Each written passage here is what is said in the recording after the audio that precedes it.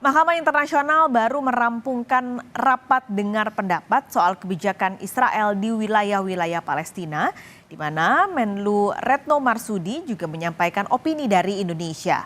Keputusan Mahkamah Internasional baru bakal terbit beberapa bulan ke depan, dan menurut sejumlah pengamat Timur Tengah, menambah tekanan pada Israel untuk mencapai solusi dua negara. Selengkapnya dilaporkan tim VOA dari Washington DC.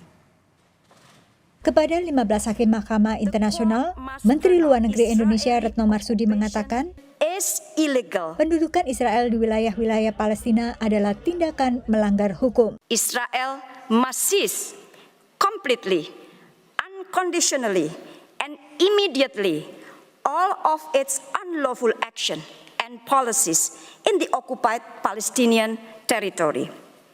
With the continued presence of Israeli forces in the West Bank and Gaza, it is impossible to see Israeli compliance with its obligation. Indonesia adalah salah satu negara dari 50 lebih negara dan organisasi yang menyampaikan pendapatnya secara lisan dan tulisan kepada Mahkamah Internasional mengenai kebijakan Israel di wilayah pendudukan termasuk Yerusalem Timur.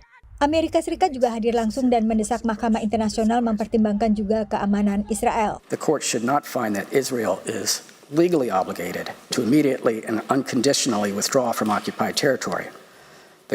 The court can address the questions before it within the established framework based on the Land for Peace principle and within the parameters of established principles of occupation law. Sementara Israel menyampaikan pendapatnya secara tertulis dan menilai bahwa permintaan fatwa itu dilakukan sepihak. Sidang di Den Haag berlangsung tanggal 19 hingga 26 Februari, menindaklanjuti resolusi Majelis Umum nomor 77/247 yang disepakati pada Desember 2022.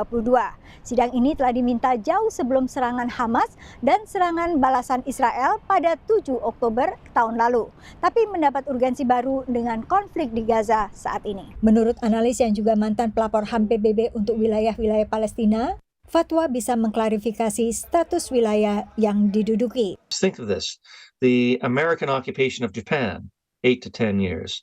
The Allied occupation of Western Germany, 8 to 10 years. The American-led coalition occupation of Iraq, roughly 8 to 10 years. For an occupation to last beyond that, there has to be an increasingly convincing reason offered by the occupying power as to why the occupation continues.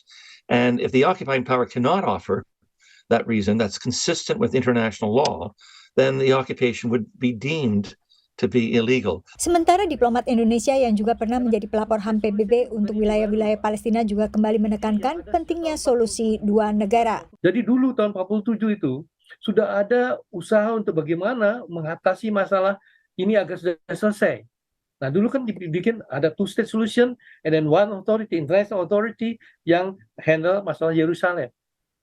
Ya kan itu. Jadi supaya semua orang dari agama manapun juga bisa masuk ke Yerusalem itu. Ya gitu. Nah tapi kan dulu kan orang-orang Arab itu tidak mau menerima jalan keluar ini kan.